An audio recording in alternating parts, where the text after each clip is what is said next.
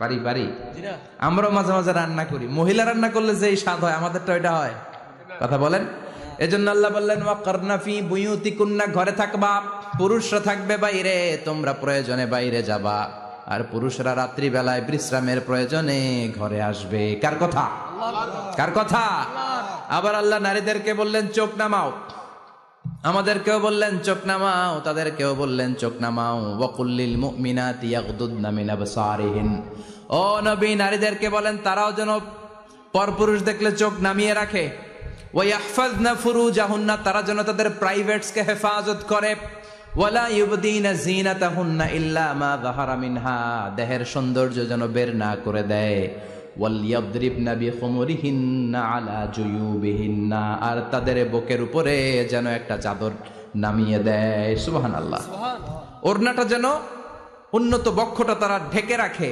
এখন বুকের উপরে ওড়না থাকে না, ওড়না থাকে গলায়, ঠিক কিনা? অবশ্য এইখানে যে বোনেরা আসছে এদের এই সমস্যা নাই, এরা সবাই বোরকা পরে আসছে, এদের আত্মীয় স্বজনের মধ্যে ঝামেলা থাকতে পারে, তো আপনারা যে পৌঁছে দিবেন। ওড়না থাকবে কোথায়? নারীদের বুকের উপরে ওড়না থাকবে, চাদর থাকবে, গলার মধ্যে ওড়না রাখার জন্য বলা হয় নাই। ওয়ালিয়াদরিবনা বিখুমুরিহিন্না আলা জুয়ুবিহিন্না, বুকের উপরে রাখো, নিজেকে ঢেকে রাখো, হেজাব করো। হেজাব করলে নারীর মর্যাদা বাড়িয়ে দেয় কে?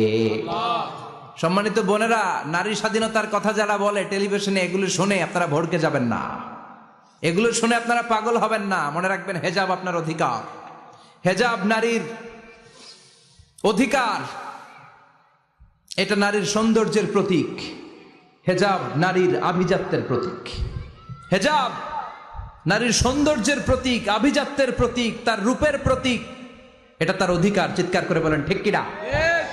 কেমন করে হেজাব দেহ থেকে সরাতে হয়, কেমন করে দেহ থেকে কাপড় নামানো যায়, এটা হইল শয়তানের মিশন। এটা কি?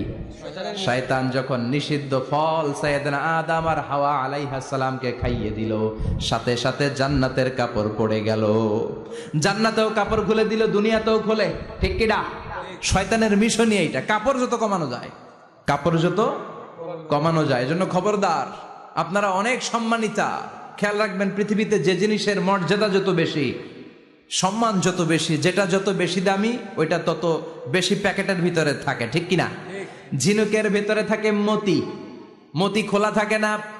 স্বর্ণ অলংকার, স্বর্ণের দোকানে যখন যাবেন দেখবেন শাটারের সামনে এত বড় বড় তালা, অন্য দোকানে এত মোটা তালা নাই। আবার যেখানে গ্লাস ফিটিং করা স্বর্ণ রাখা হয় ওইখানেও কয়েকটা লকার সিস্টেম আছে না নাই? ঘরে যখন আমরা অর্নামেন্টস রাখি, গহনা রাখি, ঘরের সবচেয়ে গোপন কক্ষের ভেতরে, গোপন আলমারির ভেতরে, গোপন সিন্ধুকের গোপন ড্রয়ারের ভেতরে কয়েকটা তালা মেরে স্বর্ণ রাখি। জোরে কোন ঠিক কিনা? 50,000 টাকার বান্ডিল নিয়ে যখন রাস্তায় বেরোই, কেউ হাতে নিয়ে বেরোয় না, এমনি দেখায় দেখা যায় না। এই যে দেখ 50,000,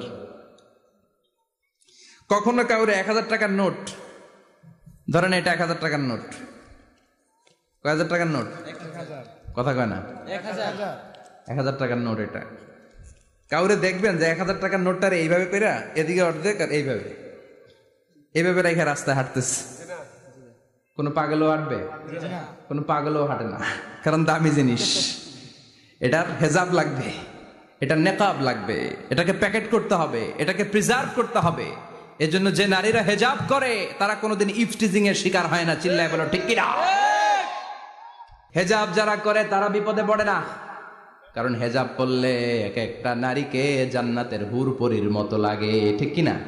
সম্মানে মাথাটা নিচু হয়ে আসে, তাকাতে গেলেও ভয় লাগে। আল্লাহু আকবার, কি সম্মান আল্লাহ দিলেন!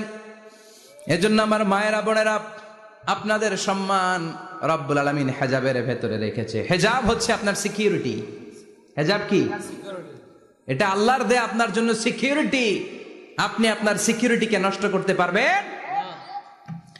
এজন্য ইসলাম বলে খবরদার, নারী যদি কোনো দূরের জায়গায় সফর করে, দূরের রাস্তায় সফর করে, নারী যেই তো সম্মানিত, একা একা কোনো নারী যেতে পারবে না। সিকিউরিটির দরকার আছে না নাই?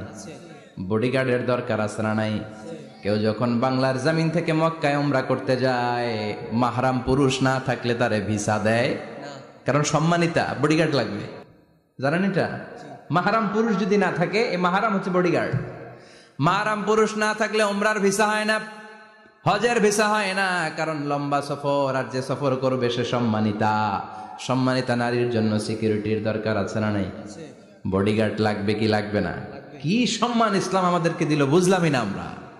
আপনাদেরকে প্রোটেক্ট করার জন্য, আপনাদের সিকিউরিটি এনশিওর করার জন্য আল্লাহ তাআলা হিজাবের বিধান দিয়েছে। চিল্লায় পড়েন সুবহানাল্লাহ।